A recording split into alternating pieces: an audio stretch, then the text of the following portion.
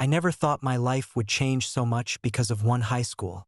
I was just the quiet girl, the outsider, the one who'd spent most of her life homeschooled, far away from the chaotic hallways, whispered gossip, and cafeteria politics. But when my parents decided to move back to the city, suddenly, I wasn't just a girl anymore. I was a new girl. And nothing draws attention like being the new girl. The morning sun was almost blinding as I walked through the school gates, clutching my books like they were armor.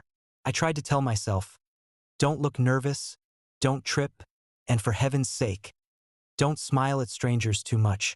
The school felt like a jungle.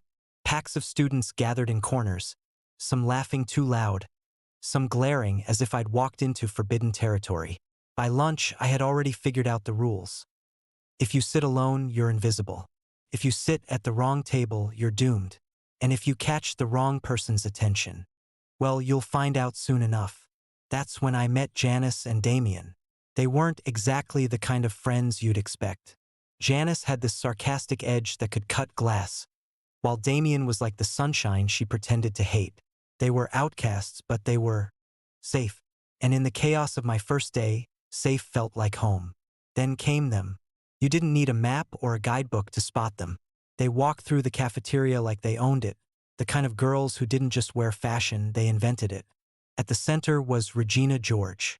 The confidence had a face, it was hers. Sharp smile, sharp eyes, sharper tongue. Everyone knew her name and everyone either wanted to. But when Regina George gives you an invitation, it's less of a choice and more of a command. So I sat with them, and just like that, I was pulled into a world of pink on Wednesdays, secrets whispered in bathrooms, and rules that seemed more sacred than school laws. First, it was exciting. I won't lie, part of me loved the attention. People knew my name. They smiled at me in the hallways. I wasn't invisible anymore, but being part of their world came with a price. Janice didn't take it well. You're getting too close, she warned. Regina isn't your friend. She uses people. At first, I defended her. Regina could be cruel, yes, but she also had a magnetic charm. She pulled you in, made you feel like you mattered until she didn't. And then I saw it. The way she humiliated Gretchen when she spoke out of turn. The way she flirted with boys she knew her friends liked. The way she smiled at teachers and then mocked them behind their backs. It wasn't friendship, it was power. Janice hatched a plan. If we can't beat her, we take her crown. Piece by piece. And somehow I agreed.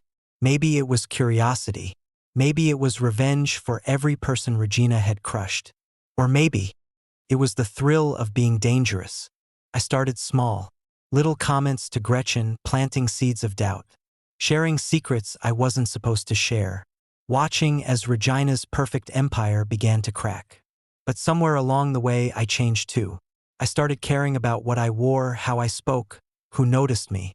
I traded my simple jeans for skirts, my honesty for manipulation.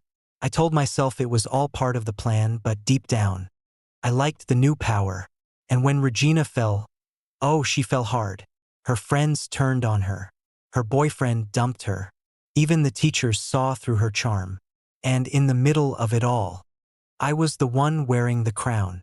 But power is a tricky thing. The more you hold it, the heavier it gets. Soon, I wasn't just playing the game, I was Regina. I snapped at friends. I lied to keep my throne. I hurt people who didn't deserve it. And the worst part? I hurt Janice, the one person who had seen me before the crown, who had warned me, who had been my real friend.